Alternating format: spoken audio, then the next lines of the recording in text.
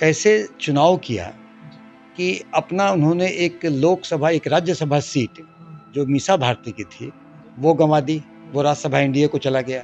ये जो परिवारवाद का नहीं करने का दंभ भरती है, वो भी पूरी तरह परिवारवाद के झोली में है, ये इस बात का द्योतक है। एनडीए के अगर परिवारवाद पे हमले का जुमला अगर 2025 में विधानसभा में चलाएँगे, तो कहीं न कहीं ये फुस हो जाएगा। तो बेलागंज में सुरेंद्र यादव जो हैं, वो सुरेंद्र यादव सुरेंद्र यादव राजद से हैं, उनका परंपरागत बहुत दिन से सीट है, वो मंत्री भी रहे हैं, एक कद्दावर नेता हैं और हाँ, बेटे हैं और बाहुबली भी हैं और धनबल भी उनके पास है। तो राजद निश्चित ही 2025 के पहले कुछ और एमएलए का जुगाड़ करके वो निश्चित ही तेजस्वी यादव मुख्यमंत्री बनने की कोशिश करेंगे।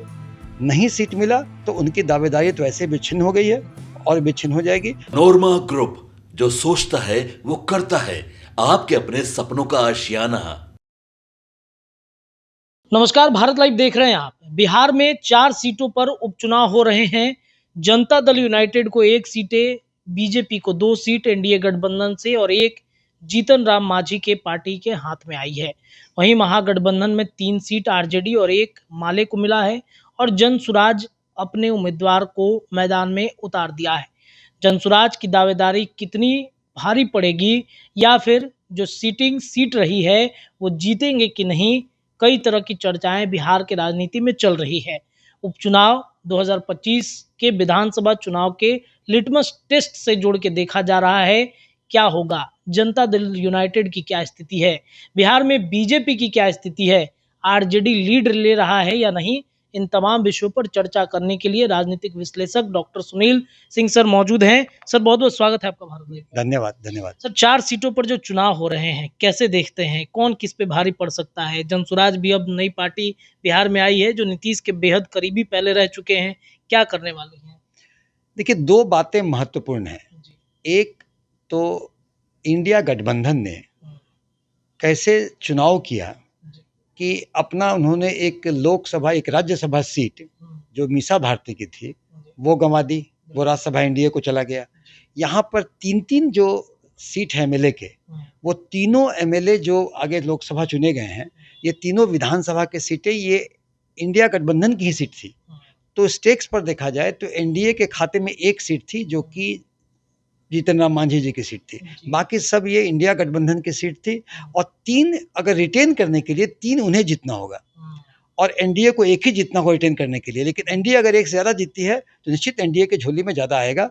और जिस तरह सीट कम थे विधायक की और हमेशा तेजस्वी यादव ने सपना देखा कि कुछ तोड़ जोड़ करके मैं मुख्यमंत्री बन सकता हूँ और 3-4 ही एमएलए घटते थे, 5 एमएलए, उसमें उन्होंने 3 और घटा लिया है। ये कौन सी बुद्धिमानी हुई, मुझे आज तक समझ में नहीं आया। 1 राज्यसभा की सीटें गई, 3 विधानसभा की सीटें गई और 2025 तक उनके मुख्यमंत्री बनने की संभावना या तो छिन्न हो गई या नीतीश कुमार के रहमो करम पर हो गई। तो ये एक चीज़ें हुई। दूसरा, जनसुराज पार्टी का उदय हुआ। प्रशांत किशोर ने इतने तान-झान से इस पार्टी को बनाया।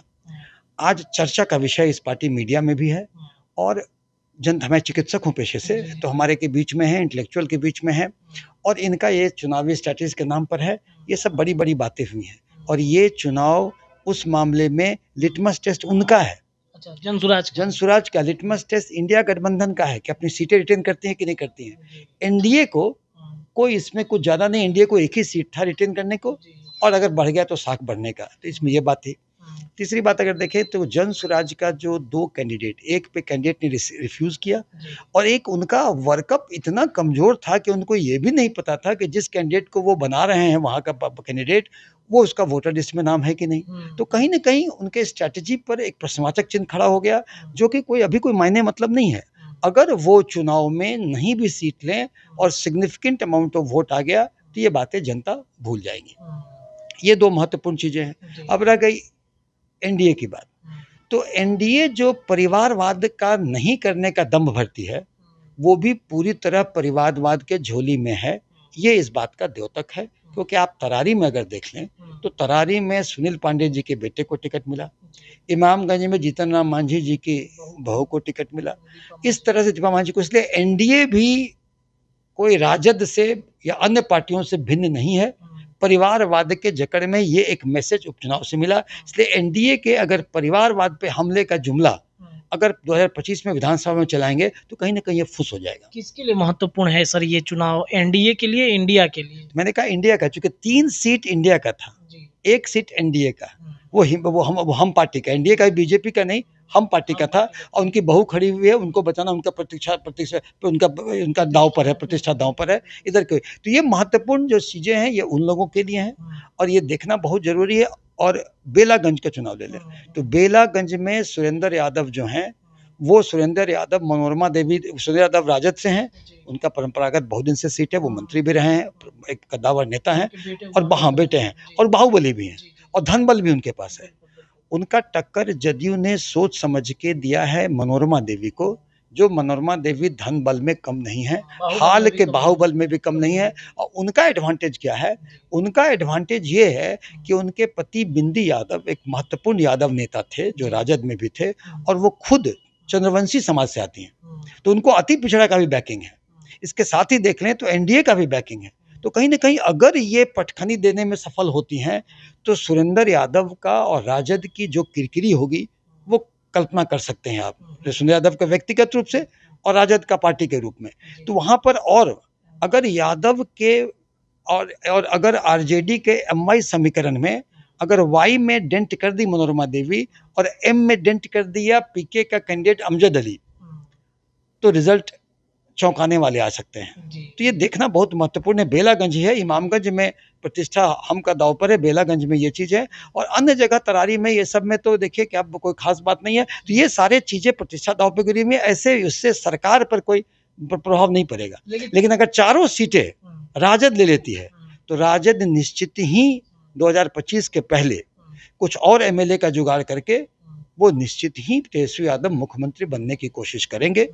नहीं सीट मिला तो उनकी दावेदारी तो ऐसे भी छिन्न हो गई है और भी छिन्न हो जाएगी। और देखो वो इसी भरोसे रहेंगे कि कब नीतीश जी पलटी मारेंगे और कब उनके पास जाएंगे कि फिर कुछ उन्हें मंत्री पद मिले, इसके अलावा कुछ चारा नहीं। क्या लग रहा है, संभावना है नीतीश कुमार के पलटने की कि एक बार फिर से राजद की तरफ से फिर चर्चा छेड़ दिया गया है कि नीतीश पलट रहे हैं, नीतीश आ रहे हैं? आप तो सर बेहद करीबियों में से रहे हैं, क्या लगता है आपको? देखिए नीतीश जी इशारात्मक राजनीति करते हैं। अगर इशारा आप देखें, अभी सबसे रीसेंट इशारा तो बीजेपी के उप मुख्यमंत्री और अन्य मंत्रीगण ने सारे मीडिया के सामने तेजस्वी यादव के बंगला खाली करने पर टोटी चोर और क्या क्या नहीं कहा कि बंगले का सामान ये चोरी हुआ वो चोरी हुआ। कुछ दिनों के बाद तो रिजल्ट चौंकाने वाले आ सकते हैं। तो ये देखना बहुत महत्वपूर्ण है। बेलागंज है, इमामगंज में प्रतिष्ठा हम का दाव पर है, बेलागंज में ये चीज़ है और अन्य जगह तरारी में ये सब में तो देखिए कि अब कोई खास बात नहीं है। तो ये सारे चीज़ें प्रतिष्ठा दाव पे गिरी हुई है, ऐसे उससे सरकार पर कोई प्रभाव नहीं पड़ेगा। लेकिन अगर चारों सीटें राजद ले लेती है तो राजद निश्चित ही 2025 के पहले कुछ और एमएलए का जुगाड़ करके वो निश्चित ही तेजस्वी यादव मुख्यमंत्री बनने की कोशिश करेंगे। नहीं सीट मिला तो उनकी दावेदारी तो ऐसे भी छिन्न हो गई है और भी छिन्न हो जाएगी। और देखो वो इसी भरोसे रहेंगे कि कब नीतीश जी पलटी मारेंगे और कब उनके पास जाएंगे कि फिर कुछ उन्हें मंत्री पद मिले, इसके अलावा कुछ चारा नहीं। क्या लग रहा है, संभावना है नीतीश कुमार के पलटने की कि एक बार फिर से राजद की तरफ से फिर चर्चा छेड़ दिया गया है कि नीतीश पलट रहे हैं, नीतीश आ रहे हैं? आप तो सर बेहद करीबियों में से रहे हैं, क्या लगता है आपको? देखिए नीतीश जी इशारात्मक राजनीति करते हैं। अगर इशारा आप देखें, अभी सबसे रीसेंट इशारा तो बीजेपी के उप मुख्यमंत्री और अन्य मंत्रीगण ने सारे मीडिया के सामने तेजस्वी यादव के बंगला खाली करने पर टोटी चोर और क्या क्या नहीं कहा कि बंगले का सामान ये चोरी हुआ वो चोरी हुआ। कुछ दिनों के बाद नीतीश सरकार के ही मंत्री, जदयू कोटे के मंत्री, भवन निर्माण मंत्री जयंत राज ने स्टेटमेंट दिया कि अधिकारियों के द्वारा मेरे पास ऐसी कोई लिस्ट नहीं आई है जो कोई सामान गायब प्रतीत होता है। क्या गायब था क्या नहीं था अलग बात है, लेकिन ये परस्पर विरोधाभासी चीज को और ये बयान देने की जरूरत पड़ी चीज को आप हल्के में नहीं ले सकते हैं। और नीतीश जी देखिए, आप अगर जो सफर कर रहे थे हवाई जहाज में तो उसमें जो फुटेज आया कि पीछे थे तेजस्वी यादव, एक फुटेज आया कि बगल में बैठे हैं। राजनीतिक व्यक्ति बैठेंगे तो कुछ ना कुछ तो बातें होंगी। इतने दिनों तक उप मुख्यमंत्री का बंगला तेजस्वी यादव के पास छोड़ दिया गया था, ये भी कोई कम महत्वपूर्ण चीज़ नहीं है। देखिए अभी आपने बोर्ड कॉरपोरेशन हाल में बहुत बदले गए बीजेपी के प्रेशर में, लेकिन जहां बीजेपी नहीं प्रेशर दिए स्वास्थ्य विभाग में 2 ऐसी कमेटी है, एक IGMS का बोर्ड ऑफ गवर्नर है और दूसरा फार्मेसी काउंसिल, 2 गठन हुआ था। फार्मेसी काउंसिल में राजद चिकित्सा प्रकोष्ठ के उस वक्त के डॉक्टर सुधीर थे, वो हैं, उन्हें कोई नहीं बदला गया, फार्मेसी काउंसिल विघटित नहीं हुआ है।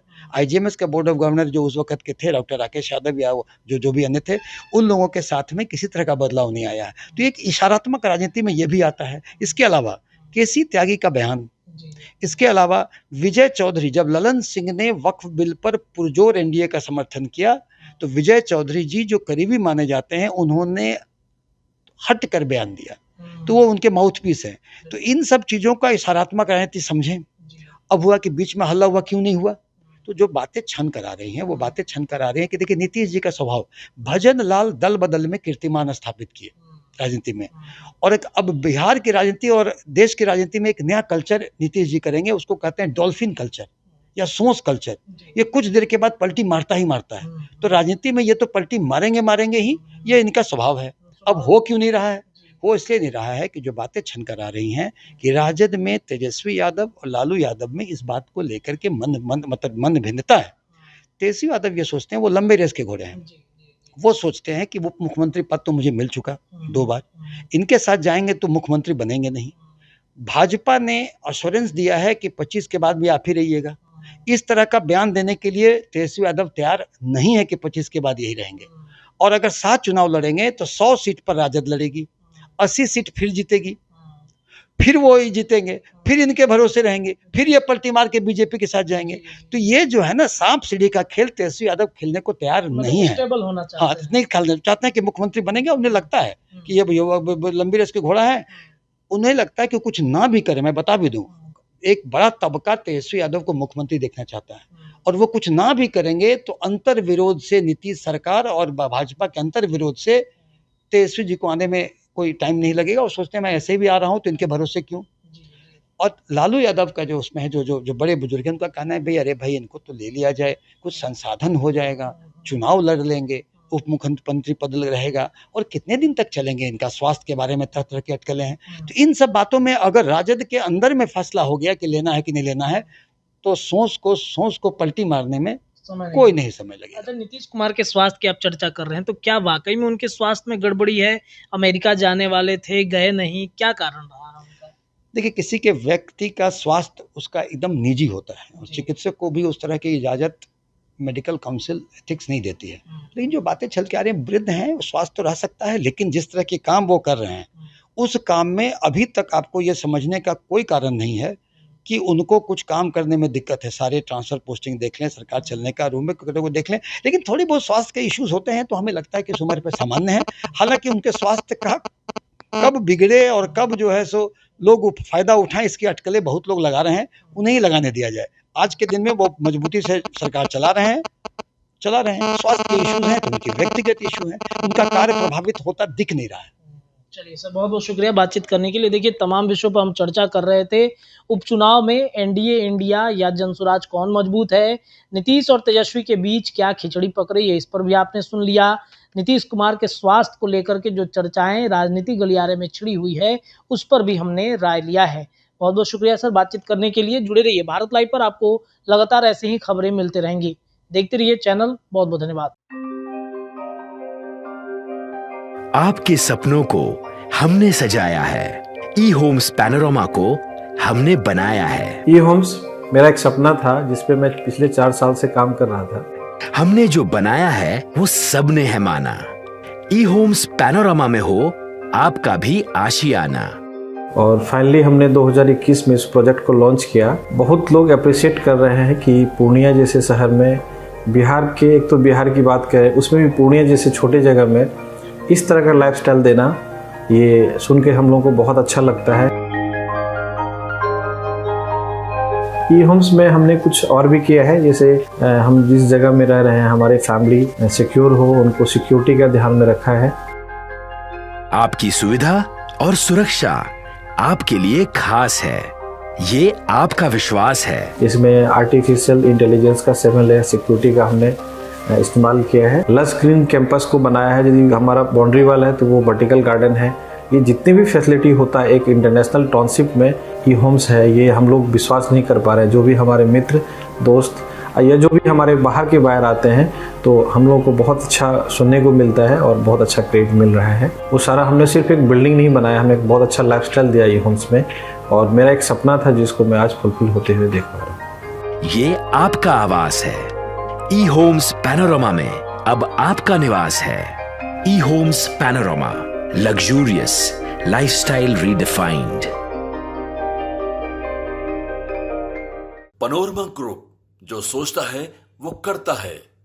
अगर ये वीडियो पसंद आई और वह बिहार के राजनीति और बिहारियत से सरोकार रखेनी तो सब्सक्राइब बटन दबा के चैनल के सब्सक्राइब कर ली।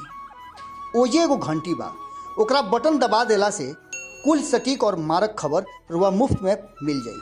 अगर रुआ पत्रकारिता के हमनी के नया प्रयोग में सहयोग कर चाहतानी तो ज्वाइन बटन दबा दी।